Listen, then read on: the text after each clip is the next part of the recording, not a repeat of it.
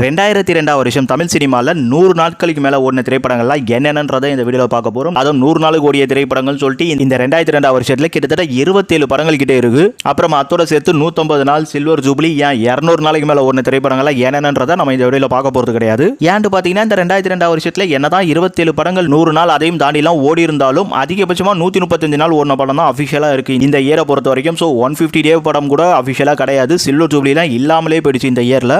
இந்த இயருக்கு மேலே சில்வர் ஜூப்ளி ஓடுறதுலாம் ஒரு பெரிய விஷயம் அப்படின்றத வந்து சுட்டி காட்டுற மாதிரி ஒரு இயரா கண்டிப்பாக நம்ம எடுத்துக்கலாம். ஏன்னா இது நம்ம தமிழ் சினிமாவில் ரொம்பவே முக்கியமான இயர்னு சொல்லி ஆகணும். தனுஷ், சிம்பு இந்த மாதிரி ஆட்கள் வந்தது மட்டும் இல்லாமல் இன்னும் நிறைய எவல்யூஷன் நடந்திருக்கும் நம்ம தமிழ் சினிமாவில் இந்த 2002. சரி, எல்லாருக்கும் வாங்க நம்ம இந்த 2002 வருஷத்தில் என்னென்ன படங்கள் 100 நாள் அதுக்கு மேலே எல்லாம் தாண்டி ஓடி இருக்குன்றதை போய் பார்த்துருவோம்.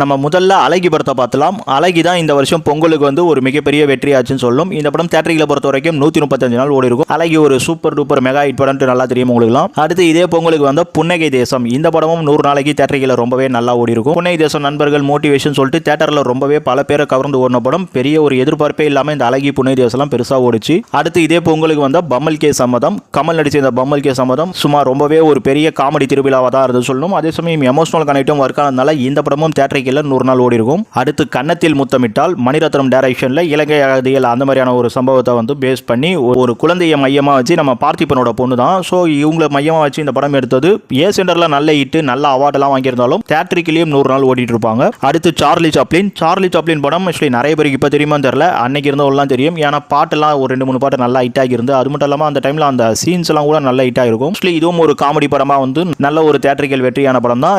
தியேட்டரிக்கல் 100 நாள் இந்த படமும் கன்ஃபார்ம்டா ஓடி இருக்கு. அடுத்து ரோஜா கூட்டம் ஒரு சமையான படம் தான் சொல்லணும். அந்த இயர்ல நிறைய பேர் திரும்பி பார்க்க வச்ச படம்டே தாராளமாக சொல்லலாம். நம்ம டைரக்டர் சசி சொல்லாமலுக்கு அப்புறம் மறுபடியும் ஒரு சம ஃபீல் குட் படமா இந்த படத்தை எடுத்து கொடுத்துருப்பாரு. ஸோ இந்த படமும் தியேட்டரிக்கல் 100 நாளைக்கு ரொம்பவே நல்லா ஓடிச்சு. அடுத்து ஜெமினி, நம்ம விக்ரம் நடிச்ச படம். விக்ரமோட இந்த ஜெமினின்றது பார்த்தீங்கன்னா அந்த 100 நாள் நிறைய படங்கள் நம்ம பேசிட்டோம். இல்லை நிறைய படங்கள் ரொம்பவே சூப்பராக ஓடி இருக்கு. அழகி, ரோஜா கூட்டம் இந்த மாதிரி படங்கள்லாம் இதெல்லாம் வந்து வேற லெவலில் சம மாசம் 100 நாளைக்கு அதிகபட்ச தியேட்டரிக்கல் அதிகபட்ச ஹவுஸ்ஃபுல் ஷோஸோட ஓடின படம் ஜெமினி. இந்த படம் 100 நாள்ன்றது அதையும் தாண்டி 125 நாள் வரைக்கும் ஓடி இருக்கு அஃபிஷியலா. அதுக்கு மேல சில இடங்களில் ஓடி இருந்தாலும் அஃபிஷியல் கிடையாது. அடுத்து தமிழன், இந்த படமும் தமிழ் நியூவருக்கு தான் வந்திருக்கும். இந்த தமிழன் வந்து என்னதான் நெகட்டிவ் ரிவ்யூ அப்புறம் நிறைய விஷயங்கள்லாம் பேசினாலும் விஜய் அரசியலுக்கு வரது அன்னைக்கே பல பேருக்கு பிடிக்கல. ஸோ அதனால ஓவராலா இது டிசாஸ்டர் ஃபிளாப்ன்ற அளவுக்கு பேசுவாங்க. எனக்கு தெரிஞ்சு தியேட்டரிக்கல சின்ன ஒரு பெர்ஃபார்ம் கொடுத்தது.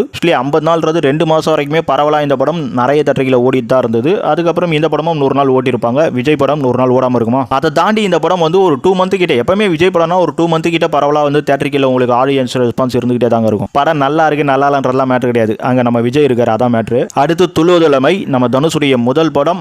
படம் வரும்பொழுது வந்து சில மெயின் தேட்டர்லாம் கொடுத்துருந்தாங்க. ஆனா என்னடா இது அப்படின்ற மாதிரி தான் இருந்தது. பட் படம் ரிலீஸ் ஆனதுக்கு அப்புறம் பாத்தீங்கன்னா ஒரு ஏ படமா இருந்தாலும் சம ஒரு நல்ல மெசேஜை வந்து கொடுத்துருக்காங்க.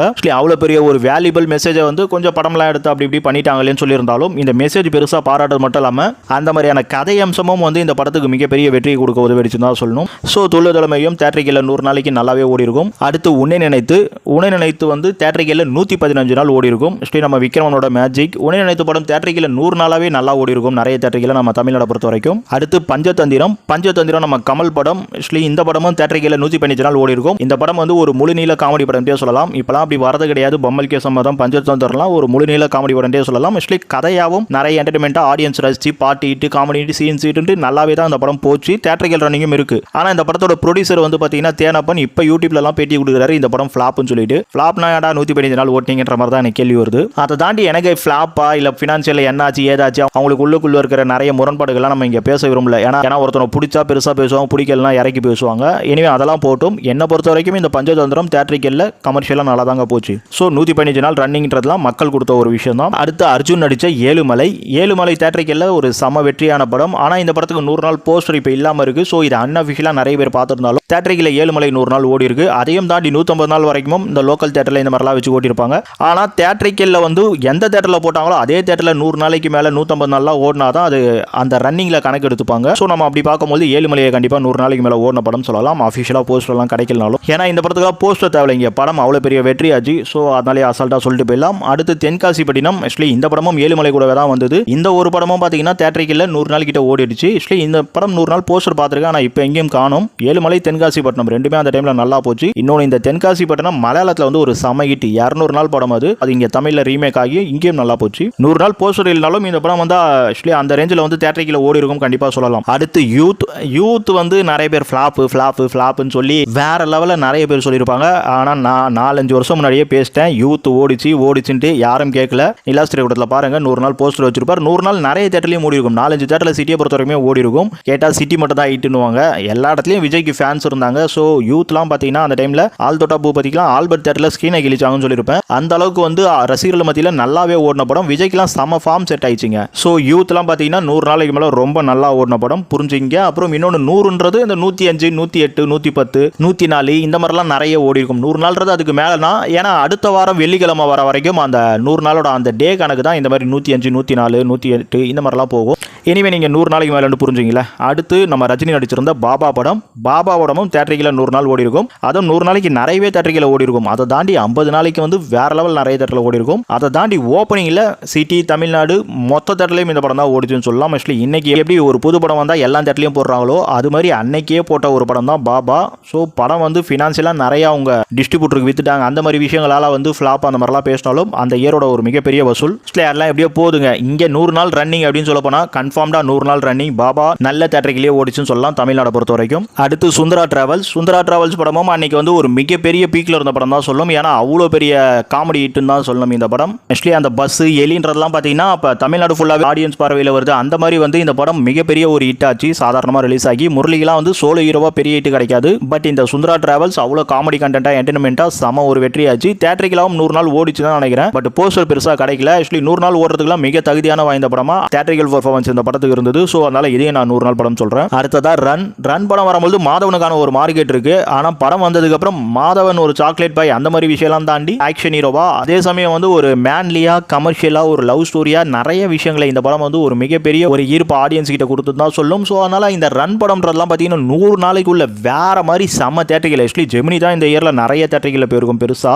ஸோ அதை தாண்டி வந்து இந்த ரன் மிகப்பெரிய ஃபைட் பண்ணிச்சு தான் சொல்லணும். ஜெமினியோட அந்த தேட்டரிக்கல் கூட அந்த அளவுக்கு அந்த ரன்ன்றது பார்த்தீங்கன்னா அந்த டைம்ல 100 நாள் அந்த ஒரு ரேஞ்சில் ஓடி இருந்தாலும் ஆக்சுவலி எனக்கு தெரிஞ்சு 110-15 நாள் கிட்ட ஓடி இருக்கும் இந்த ரன். அந்த ரன்னிங்கிறது எண்டிங் டே தான். ஆனால் அந்த 100 நாளைக்குள்ள ஒன்று தேட்டரிக்கல் அதை தாண்டி ஹவுஸ்ஃபுல் ஷோஸ்ன்றதுலாம் பார்த்தீங்கன்னா வேற லெவல் மிக பெருசா இருந்தது இந்த ரன் படத்துக்கு. அடுத்து ரமணா தீபாவளி வந்த படம். ரமணாவோட வெற்றி பற்றிலாம் கேட்கவா வேணும். ரமணாவும் ஆக்சுவலி தீபாவளிக்கு நிறைய படங்கள் வரும்பொழுது வருது. அப்படி இருந்தும் இந்த படம் நல்ல தேட்டரிக்கல் நிறைய ஹவுஸ்ஃபுல் ஷோஸ் அந்த மாதிரி வந்து ஒரு மிகப்பெரிய வேற லெவல் ஹிட்டான படம் தான் ரமணா. ஆனால் ரமணாக்கெல்லாம் 100 நாள் அந்த மாதிரி தான் ஒரு தேட்டரிக்கல் ரன்னிங் கிடைச்சிருக்கு. பட் இந்த படம் 150 சில்வர் ஜூப்ளிலாம் சொல்றாங்க. ஆனால் சில்வர் ஜூப்ளிலாம் சான்ஸே இல்லை. பட் 125 150க்கான அந்த ஒரு ரேஞ்ச் இருந்திருக்கும். ஆனால் அஃபிஷியலாக 100 நாள் தான் நம்மளுக்கு சொல்ல முடியும். ஆக்சுவலி அந்த 100 நாள்ன்றது ஒரு வேற லெவல் சம பீக்ல ஓடின ஒரு படம் ரமணா. யாராச்சும் விஜயகாந்த் நான் கம்மியாக பேசுற மாதிரிலாம் வந்தீங்கன்னா, அப்புறம் அர்ஜுனை கம்மியாக பேசுற மாதிரிலாம் வந்தீங்கன்னா தயவு செய்து வாட்ஸ்அப்பில் போஸ்ட் அனுப்பிச்சிட்டு பேசுங்கப்பா. நம்ம சேனல் அபவுட்ல லிங்க் இருக்கும் வாட்ஸ்அப் நம்பரு. ஸோ அதில் பண்ணுங்க.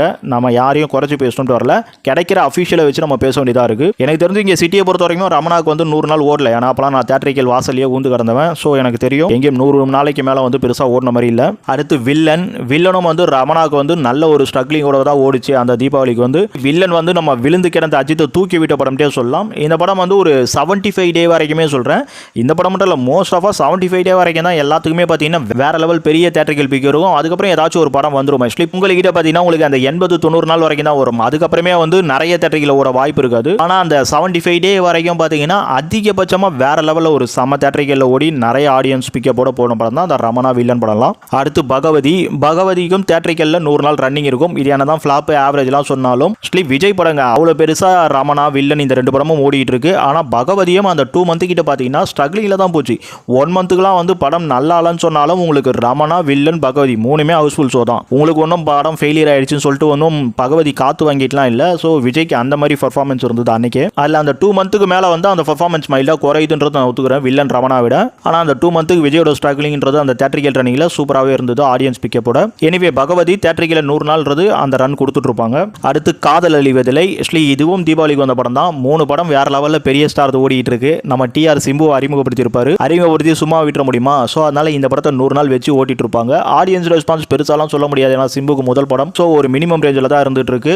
துளுதலைமை வெற்றியோட கம்பேர் பண்ணும்போது காதல் அழிவதில்லை கம்மினாலும் ஏதோ ஒரு செட் ஆஃப் ஆடியன்ஸ் இந்த படத்துக்கு வந்துட்டாங்க. அந்த மாதிரியான சில விஷயங்கள் சொல்லலாம். ஆனால் படம் வச்சு ஓட்டினாங்க அப்படின்றத வந்து நம்ம பெருசாக சொல்லிக்க காதலிக்கிறதுக்கான வாய்ப்பு இங்கே காதல் அழிவுதலை பார்த்து கண்டிப்பாக இருக்கு. அடுத்து சொல்ல மறந்த கதை, சேரன் நடிச்சு முதல் படம் நினைக்கிறேன், சேரன் ஹீரோவா வர்றது.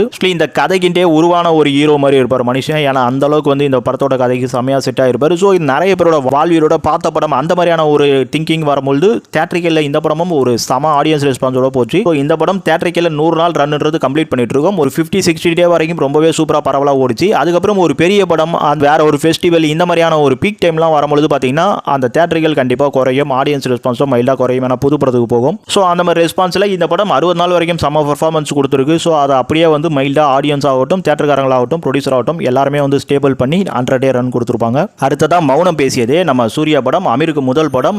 இந்த படம் வரதுக்கு முன்னாடியே உன்னை நினைத்துல வந்து சூர்யா கொஞ்சம் அழகாக வேற மாதிரி கவர்ந்திருந்தாலும் நந்தா லுக்ல இருந்து வேற மாதிரி ஒரு அப்கிரேட் மாதிரி கொஞ்சம் கேஷுவலாக இந்த ஒரு லுக்கில் இந்த படம் வந்திருக்கும். படம் பார்த்ததுக்கு அப்புறம் அந்த லவ் சப்ஜெக்ட், அதுக்கப்புறம் படத்தில் இருக்க அந்த கமர்ஷியல் சில எலிமெண்ட்லாம் வந்து ஆடியன்ஸ் ரொம்பவே பிடிக்கவே இந்த படமும் தியேட்டரிக்கல்ல நல்ல ஹிட் ஆச்சு.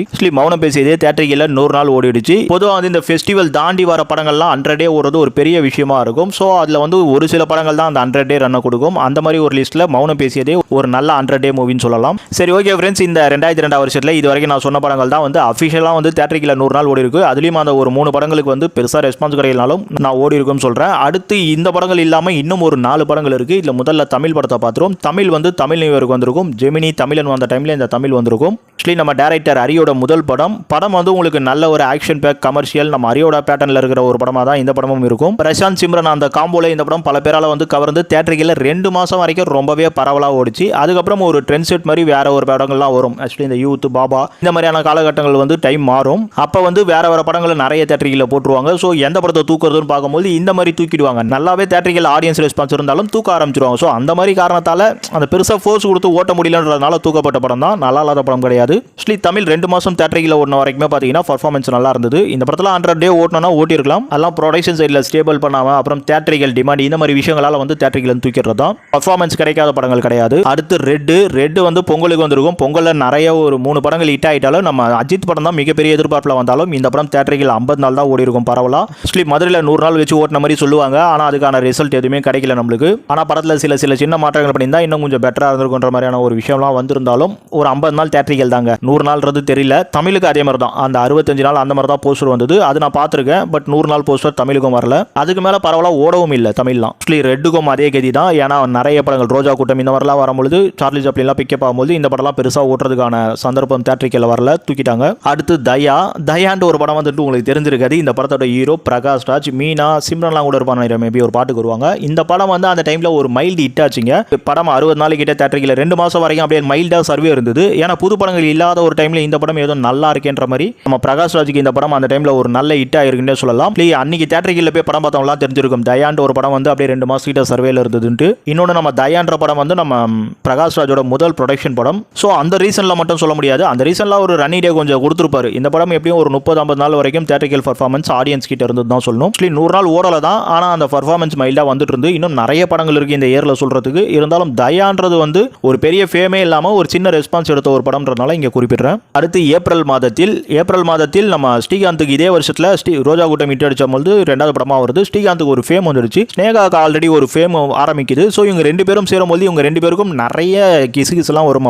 இப்போ பிரசனாவோட செட்டில் ஆகிட்டாங்க. அவங்கனாலும் முதல்ல வந்து ஸ்ரீகாந்த் அண்ட் ஸ்னேகா இவங்க 2 பேரும் ரியல் ஜோடி, ரியல் காம்போ அப்படிங்கிற மாதிரி அவங்க 2 பேருக்கும் அவ்வளோ பெருசாக பொருத்தம் பார்த்து இந்த படம் அந்த ஒரு இதுலேயே நல்ல வைப்பாச்சு. அதை தாண்டி இந்த படத்தோட கண்டென்ட் கண்டிப்பாக வந்து அந்த காலேஜ் ஸ்டூடெண்ட்டுக்குள்ள இருக்கிற அந்த நிறைய விஷயங்களை ரொம்பவே இயல்பாக சொன்னது பல பேருக்கு ரொம்பவே பிடிச்சி நல்ல ஒரு ஃபேம் எடுத்தது. ஆனால் நான் மௌனம் பேசத்திலே சொல்லிருப்போம் பார்த்தீங்களா, அந்த நவம்பர் டிசம்பரில் வர படங்களுக்குலாம் வந்து ரன்னிங் டே கிடைக்கிறது பெரிய விஷயம். ஏன்னா அடுத்த பொங்கலில் பெரிய படங்கள்லாம் வரப்பொழுது தியேட்டரிக்கல் கொடுத்து ஓட்டுறதுக்கான விஷயம்ன்றது ரொம்பவே ரேராக போயிடும். ஸோ அந்த மாதிரி விஷயத்தில் இந்த ஏப்ரல் மாதத்தில் மாட்டிக்கிச்சு. ஆனாலும் 50 நாளைக்கிட்ட நல்ல ஒரு சர்வே, நல்ல ஒரு ஆடியன்ஸ் பர்ஃபார்மன்ஸ்லாம் தியேட்டரிக்கல் சூப்பராகவே இருந்தது. பட் ரன்னிங் டே கிடைக்கல. இந்த மாதிரியான விஷயங்கள்லாம் பேசணும். ரன்னிங் டேல இன்னும் நிறைய விஷயங்கள் இருக்குது. ஆல்ரெடி வீடியோ லென்த்தாக போகுது. ஸோ ரன்னிங் டே வீடியோன்றது எவ்வளோ விஷயங்கள் பேசணுன்றது தான் நம்ம இதுக்கு தனியாக ஒரு கண்டென்ட்டே வச்சிருந்தோம். அது நிறைய பேர் பண்ணிட்டு இருந்தாலும் இப்போ நிலாஸ் திரைக்கூடத்தில் பண்ணிட்டாங்கன்றதுனால நான் கொஞ்சம் அதை ஹோல்ட் பண்ணியிருந்தேன். இல்லை நான் வந்து இயர்லி டாப் 10 எடுக்கும்போது எல்லாத்துக்கும் வந்து இயர்லியாக வீடியோ போடுறதுக்கு யோசிச்சோம் தான். இயர்லிக்கு 1980 2020 வரைக்கும் வீடியோ போட ஆரம்பித்த முதல் ஆள் நானாக தான் இருப்பேன் யூடியூப்ல. ஸோ இந்த கண்டென்ட்லாம் யாரை பார்த்தும் காப்பி அடிக்கணும்னு எனக்கு அவசியம் கிடையாது. நான் வந்து வரதுக்கு முன்னாடி யூடியூப் ஒரு 5 இயர் ஃபேமஸாக இருந்தது. அதுக்கப்புறம் வந்து நான் வந்து நிறைய விஷயங்கள் பண்ண ஆரம்பிச்சிட்டேன். பண்ணதுக்கப்புறம் நிறைய பேர் காம்படிட்டிவ்க்கு வந்துட்டாங்க. ஸோ நான் யாரை பற்றியும் காப்பி அடிக்கணும்னு அவசியம் இல்லை. இன்னொன்று இல்லை, என்னோட ஸ்பீச், என்னோட ஸ்டைல், என்னோட விஷயங்கள்லாம் வேற மாதிரி இருக்கும். ஏன்னா நான் தியேட்டருக்குள்ள லைவாக போய் பார்த்து அனுபவிச்சு டிவி பேப்பர் இன்னும் நிறைய ஃப்ரெண்ட்ஸுகளோட இன்னும் நிறைய தேட்டரிக்கலில் இருக்கவங்களோட இந்த மாதிரி சினிமா வட்டாரத்தில் இவ்வளோ விஷயங்களையும் நான் அவங்க கூட கேதர் பண்ணி சொல்கிறது என்னோட தனி ஒரு ஸ்கில்லாக நான் பார்க்குறேன். அதை நீங்கள் பெருமைப்படுத்தாமல் அதுக்கு சப்ஸ்கிரைப் பண்ணாமல் அதுக்கு ஷேர் பண்ணாமலாம் போனீங்கன்னா நான் போயிட்டு தான் இருக்கீங்க. நிறைய பேர் டிஸ்கஸ் பண்ணிட்டு இருக்கீங்க. எனிவே ஆக்சுவலி நான் பார்த்த சினிமாவை இன்னும் உங்கள் ஆதரவு பெருசாக இருந்தால் இன்னும் நிறைய விஷயங்களை பூஸ்டப்பாக பண்ணுறதுக்கு கொஞ்சம் ஒரு உந்துதலாக இருக்கும். எனிவே அது இருக்கோ இல்லையோ எனக்கான சினிமா லவ்ன்றது கண்டிப்பாக இருந்துட்டு இருக்கு. அதில் இந்த மாதிரியான விஷயங்கள் நிறையவே வந்துட்டு இருக்கும் ஃபியூச்சரில்.